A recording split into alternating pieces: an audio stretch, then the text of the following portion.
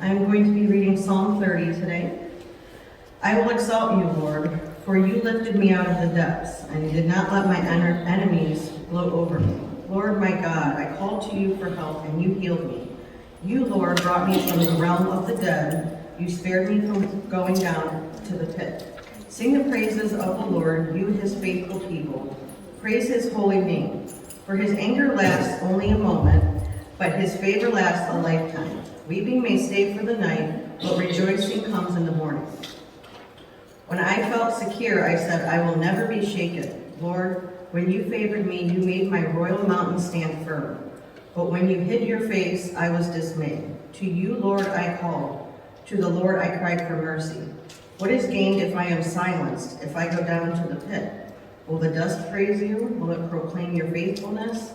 Hear, Lord, and be merciful to me. Lord, be my help. You turned my wailing into dancing. You removed my sackcloth and clothed me with joy, that my heart may sing your praises and not be silent. Lord my God, I will praise you forever. I've been thinking how I wanted to introduce Vicki. She is the executive director of Hannah's Home and mentor. Her biggest claim to fame is that she is the daughter of Alan Mary Ann. When we found out about Hannah's Home through Alan Mary Ann and started determining that we wanted to be a part of what Hannah's Home is doing and trying to build support, our hearts have been drawn more and more, and so we are thrilled to have you with us this morning, Vicki. But here's the other thing I thought of. It brought back a warm memory, a memory when we were watching a church softball game. Alan, Mary Ann, and Brenda and I were down at the field and we were watching.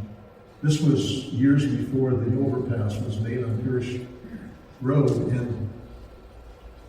and we're at the softball field, and suddenly we see this car come racing up, and it flies over the railroad tracks and it gets air. And Alan Mary Ann said, "That's our car. That's Vicki." Sister, you've come a long way.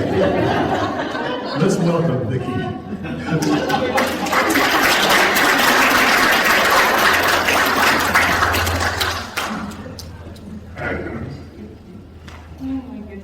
Not one of my prouder moments. I didn't know that the hill was that bad. Until the bottom out my car. Oh my goodness. Okay, well, thank you for having me here this morning. I'm so excited to be here. This is the church that I grew up in, and so it holds a dear place in my heart. And yeah, it's just great to partner with you in a mission that is near and dear to my heart, and to be here. So I'm excited to share a story with you about the home and my involvement in the home, and where we are, where we've been, where we are, and where we're going. And I think you'll hopefully enjoy it. So let's see. I became the director of Hannah's Home in 2016. That was not a plan that I had for my life by any means. I didn't even know really what the nonprofit world was all about. I was in education. I had been in education for 20 years, and I loved my career. And then just because of my life circumstances, I was asked to be on the board of directors of a maternity home. I lived in the Menor area.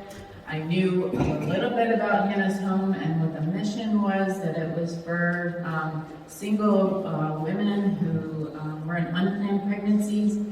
And I was asked to go on the board of directors. And so I did a little research into it, and I said, yes, I feel like I can be really passionate about this. And so I said, yes. Okay. Do you know what happens when you say yes? Yes, Lord. In that time that I was on the board of directors, he changed my desires and he changed the passions of my heart. And it became so that all I could do was do the work for this ministry. And I started neglecting my job. And because my desires were just changing, and I was just in love with the ministry and the women that we served, and yeah, my heart was changing. And so at that point in time, I want to share with you a little bit bigger of a umbrella of the pro-life ministry as well, because until I was involved in it, I had no idea this is what went on in the world. But there are about 400 maternity homes in the country. And these homes are continuously popping up and growing, but the movement of maternity homes started after Roe v. Wade. And it was a grassroots effort from the churches to support women so that they did not have to abort their babies. And so I really didn't know that this all was going on until I became involved in this work. And when I first became the director of Hannah's Home, they sent me to a conference, and it's called Heartbeat International Conference. Because I didn't know, like I said, when I became the director, I think the first day in my office, I said, well, I don't even know what a director does. Okay, I just knew that God had called me to become the director of Hannah's Home. And so it was a journey of what is a director and what am I supposed to do, and learning, Lord, what do you want me to do for this organization?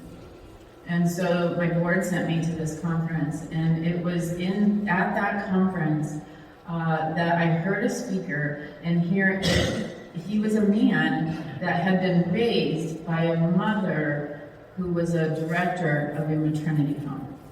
Okay, so he grew up in a maternity home in the pro-life organization, and so he now runs a company that supplies educational materials to pregnancy centers and maternity homes, and he develops all these things. So he was speaking that day, and he said, if you are going to tell a woman that she should not abort her child, then the very next words out of your mouth better be, and how can I help you?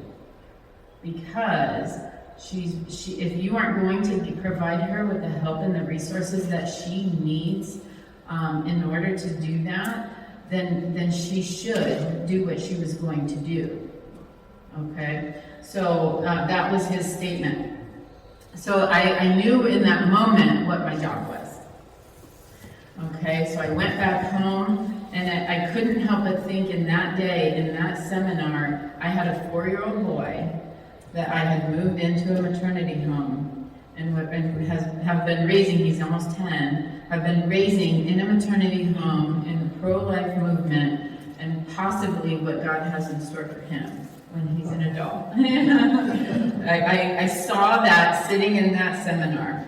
But so I went home, and it was an enormous time of transition in the organization. So we are now 20 years old.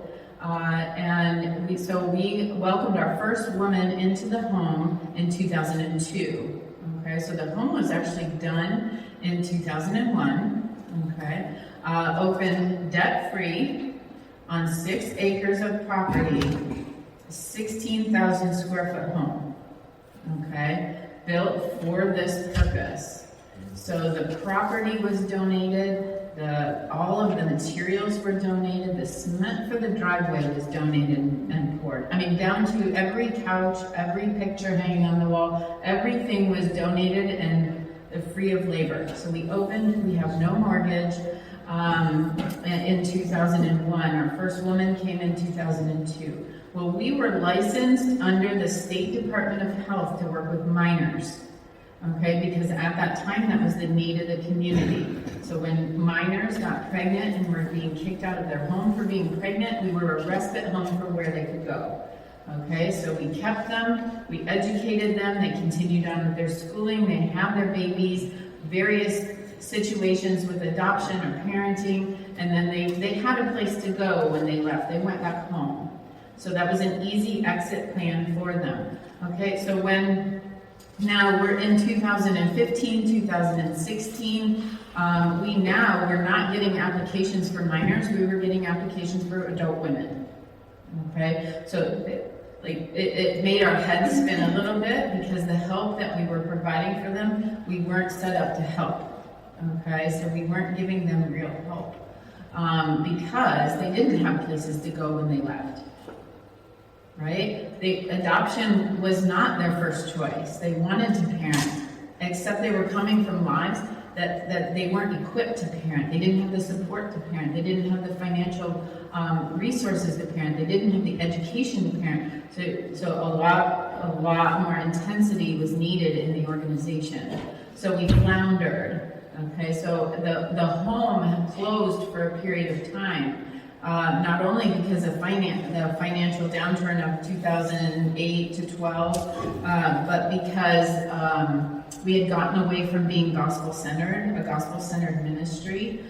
So they closed for a period of time to restructure, reorganize, and try to build a program that alleviated some of these problems. So we decided when we reopened that we were going to drop our maternity home license because the only thing that kept us from having babies in the home was that maternity home license. That license said we couldn't have babies and minors in the home at the same time, okay? Because we would have to have a full maternity ward like a hospital. Okay, and we just didn't have the resources to do that. So what we did, the first thing that I was tasked to do as a director was drop our maternity home license. So I went round and round with the state, and the only way that they permitted us to do that was because we exist only on donation. So we don't take any federal money. So they allow us to operate without a license as a group home, but what that did was eliminate our ability to take in as residents any minors. Okay, because if we had minors, we would need a license. Okay, so there's different ways that we handle our work with minors now, but we don't get applications for residential minors anymore. So they were adult women. So the crisis, where it used to be the pregnancy, the crisis isn't the pregnancy anymore. The pregnancy is what just brings them all to our door. Okay, the crisis are they're aging out of the foster system, homelessness, abuse, addiction, mental health. Those are the crises in their lives, and then they get pregnant. Okay, so that makes them eligible to come and live in our home. So when I was away and I finally figured out what our mission was, it was to provide a program that provided real help for these lives that are really, really, really broken. So I have a testimony. Do we have the testimony? Okay, I'm going to show the testimony, and I think this will give you a good picture about the work that we do, the heart of the work that we do, because she can say it better than I can. And then I'll finish.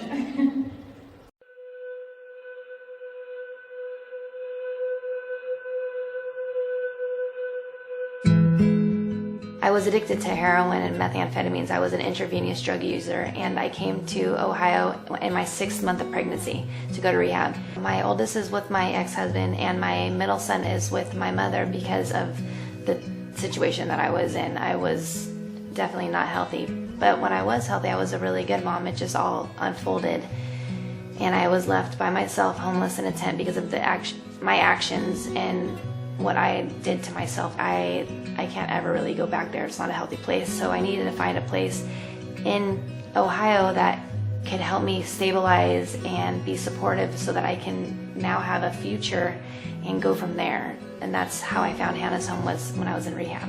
I am being more one-on-one with my son than than just putting him down somewhere and making dinner. I involve him in making dinner. I involve him in everything that I do and make it a fun experience for both him and I, so that it's enjoyable and it doesn't make parenting so much of a chore as much as it is love and enjoyment and just a part of my life now.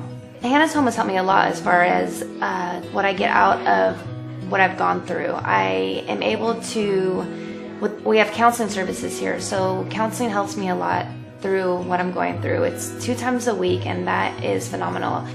I also get the support from the staff, and each one of them are so unique as far as the feedback I get from them and just the love altogether. I'm not used to having people who care about me. So in the beginning I used to butt heads a lot because I didn't trust people. I thought, what do they want from me? But now I know that this is genuine and I couldn't ask for anything better. It's become my family. It is my family. I don't have actual family. They are my family. The things that I've been a part of here are Bible studies. I actually have joined a church out here in Mentor, which has been a very good support for me. And knowing that there's just all this chaos going on, but that I have God in the middle of it and that He's with me at all times, it made it so much easier on me, so much easier to just breathe and allow God to work through it all for me so that I can be in a healthy place today and have my baby. Myself, I've always sought God. God has got me through so much. God has got me out of my tent, out of my addiction, able to keep my baby. I'm different because I have a future now. I did not see myself as having a future when I was in California. It was really awful. I didn't even picture myself even living anymore. It was very sad. And now that I've been in Hannah's home and experienced the love and support here, I feel worthy. I feel loved. I feel cared for, supported. I feel like a person again. I've been reborn basically into somebody who matters, and with the skills that I'm learning and what I'm going through, I am able to apply myself and become a productive part of society. I would recommend Hannah's Home to others because it gives you an opportunity to not only change yourself and grow yourself so that you can become a better mom, but it teaches you how to love yourself and to love others. That way you are able to be a better mom and focus on your child more.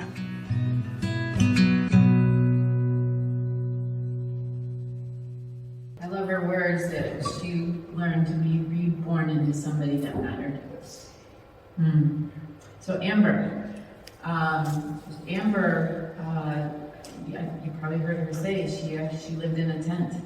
She was living in a tent, hooked on drugs, and sought out a rehab. We cannot take them if they are actively pursuing a drug lifestyle, but we will help them get into a facility that will detox them, and then we take them from there and help them transform their life.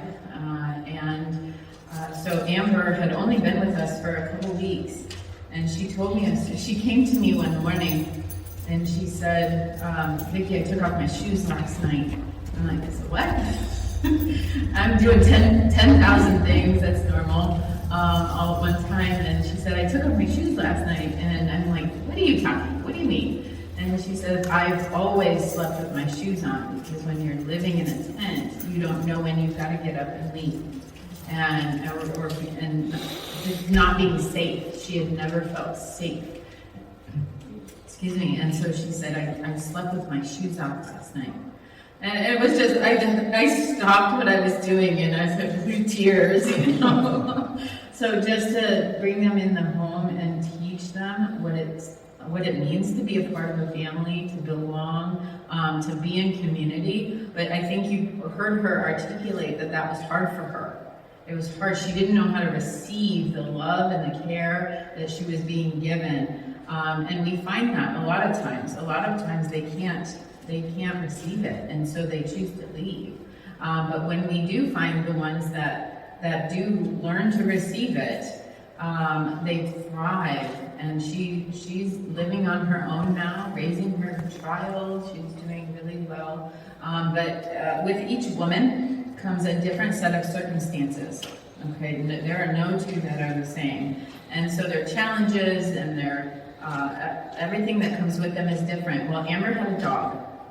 Okay, she had an emotional support dog. And so as part of our intake process, and I have staff that handles different areas of this organization, and so my intake specialist comes to me and she's like, everything about this woman is perfect fit for our organization, except she has a dog. All right, what are we gonna do? Of course, our hearts always say we wanna help her, right? So can we figure this out so that we can help her with the dog? And so I inherited a Doberman for several months, while we were taking care of her. And so I would take Chloe home with me at night and babysit Chloe and take Chloe back to her owner during the day. And until we found out that Chloe was actually a really sweet dog and everybody was okay, nobody was allergic, she wasn't going to harm anybody, then she was able to stay at the home. But you just don't know what ministry is going to call you to until you're in the situation and you have to evaluate, can we do this or not? And that's what it is with every single mom. So that's what we go through to help them. So I think she referred to it in there. We provide social work services, counseling services, you name it. We provide every ride of transportation. Most of our moms come to us without a license, and so we make sure they get to all of their appointments. Most of them come to us having had no prenatal care, so we ensure all of that. We get them work skills and get them jobs, and we transport them to all of these things. Just in touch with all of their resources, community resources. We aren't a drug treatment facility and we aren't a mental health facility. We're a hub for all of that, though, and so we have to connect them to those things. And so we make sure they're in drug treatment and we make sure they're getting help for their mental health issues.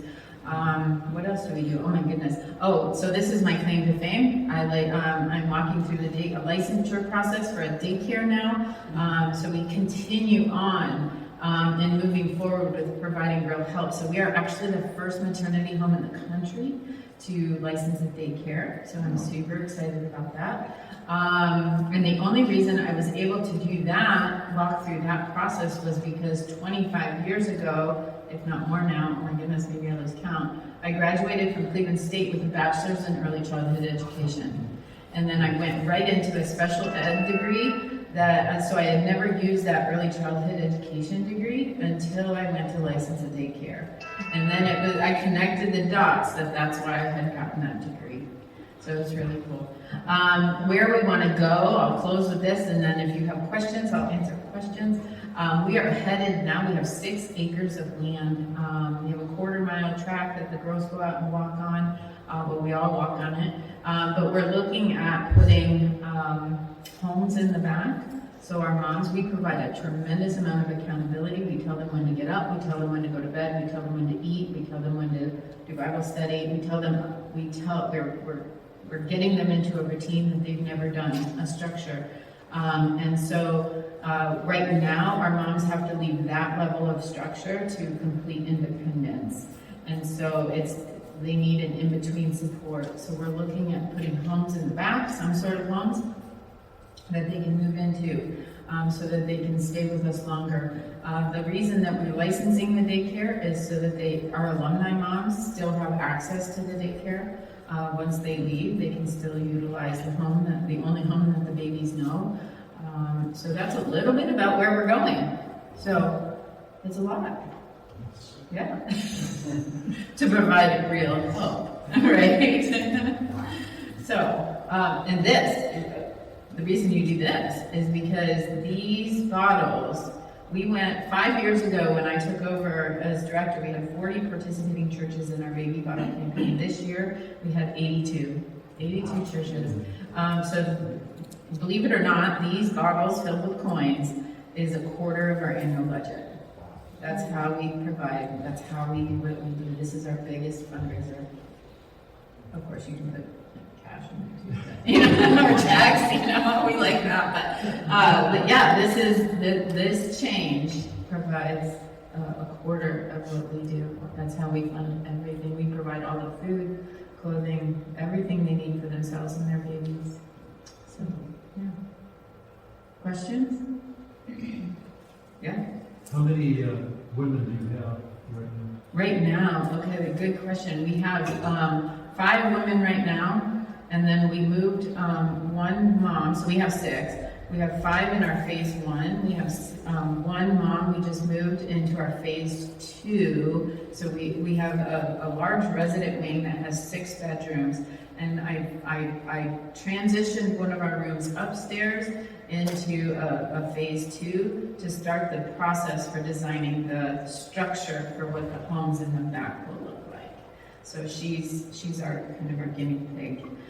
So she has a little bit more freedoms, you know, when they're with us, they don't have cell phones. We don't allow them to have cell phones, only at 1 hour a day they get their phones. So she's got a little bit more freedoms that they don't get to leave the property on their own. We monitor all of that, and so she's got a little bit more freedoms with coming and going, and on her own she can hop on a bus or something and go to a store. She's got her phone, you know, those kind of things. So we're seeing how it works. So, but we have an interview on Thursday to fill up our last spot, and then we'll be full. So we actually have a waiting list, depending on if this other last mom gets filled. So yeah. It looks to me like, so the women help in cooking and everything. Yes, so it's a teaching ministry. So every ounce of their day, they're learning something. So we teach them a morning routine, a meal routine, an evening routine, you know, just like how do you pack a diaper bag and get up, and I mean things that you may have been, you probably were taught by your mom, they have not been. You know, 90% of them have not had any influence in that way, so they don't know how to pack a diaper bag. In fact, they don't know they need a diaper bag. And so we're teaching them how to pack those diaper bags, and how do I get myself ready for work and my baby, and get my baby down to daycare, and you know.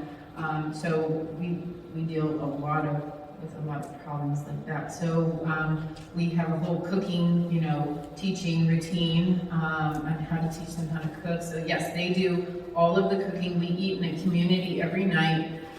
So one mom cooks dinner, and it rotates, and then we pray, and they sit and eat in a community. We want them to learn family dinners, you know. So there's some really strong core value things that we're teaching them that they've never been taught. We teach them how to spend their money, how to save their money, those kind of things.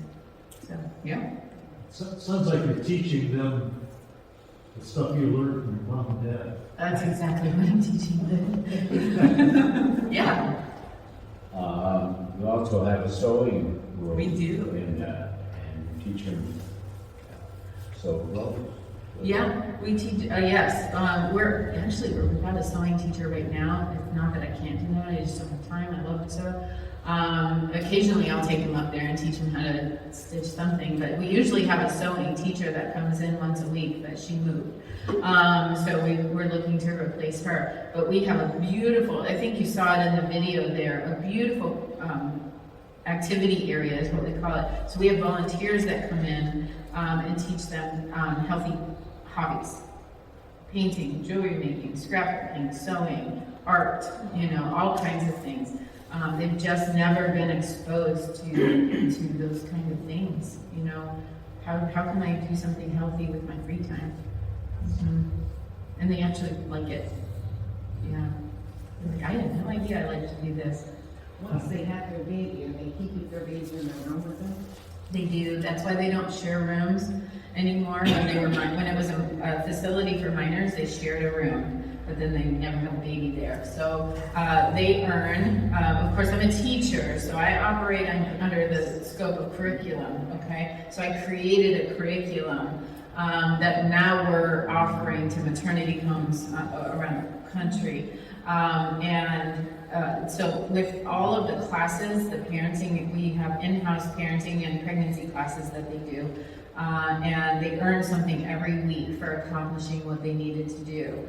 And so that earns for the pregnancy and parenting classes, they earn things for their babies. So by the time they have that baby, they've got the crib, the changing table, you know, swing, everything, clothes, blankets, everything. They have to earn everything. And then the life skills classes, so the financial, the, you know, self-care, the cooking, all of that, they earn things for their apartments for when they leave. So by the time they leave, you know, they've got everything that they need to set up a home. You know? But all of that is donation. So people donate those things to the home, the clothes, the cribs, the changing tables, all of that. So we rely heavily on volunteers and donations. Well, we rely 100% on those things. And God for every penny, right? Yeah. How many staff and volunteers do you have? You would be shocked at how small the staff it is.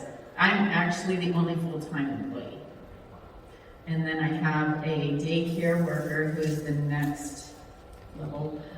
So she is pretty much full-time.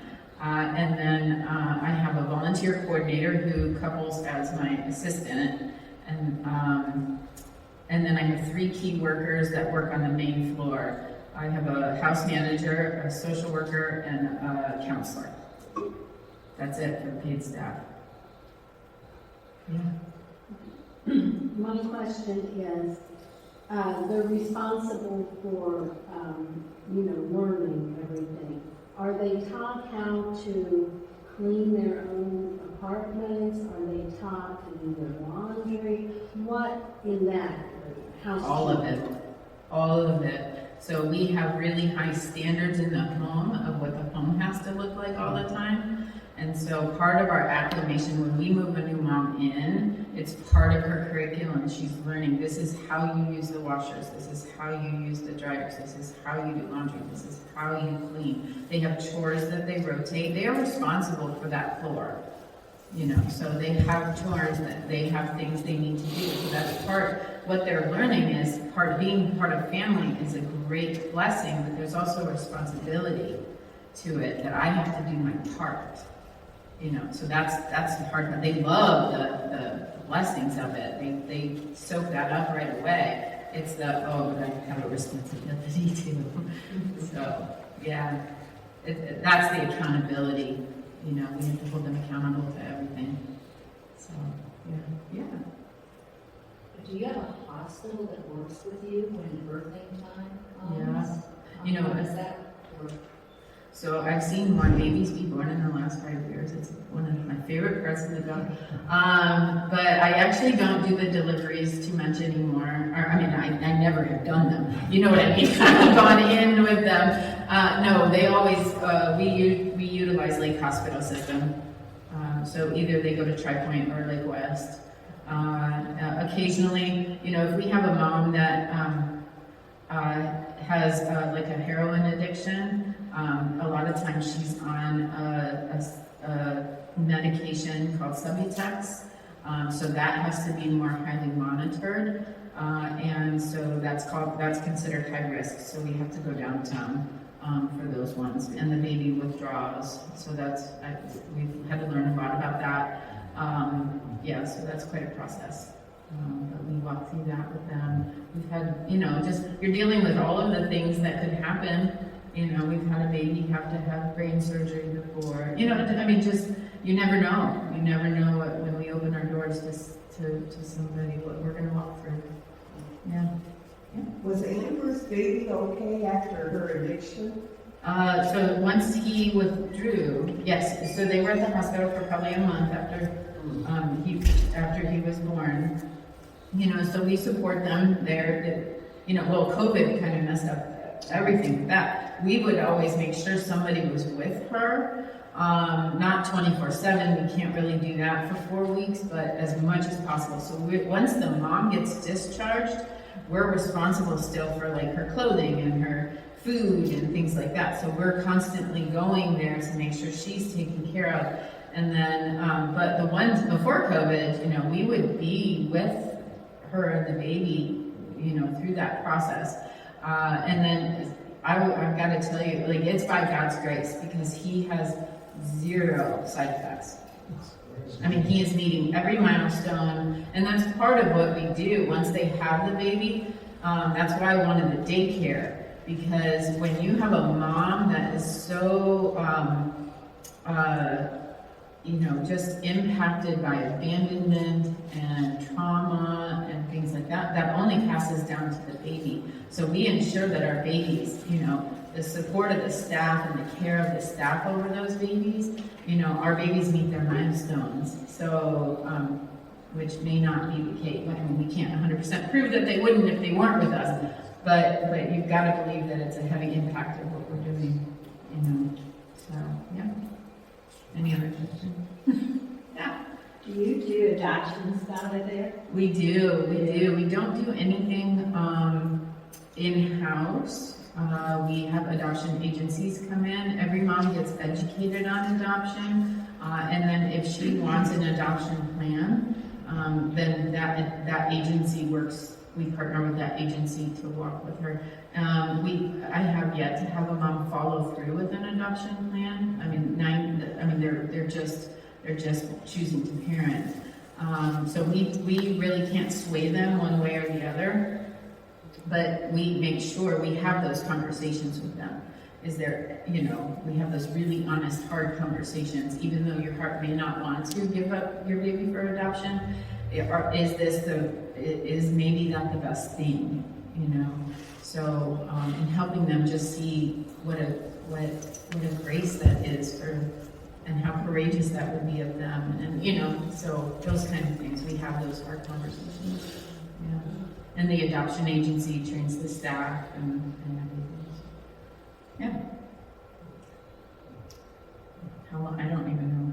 I've talked for a long time. Vicki, Yeah. we are so very proud.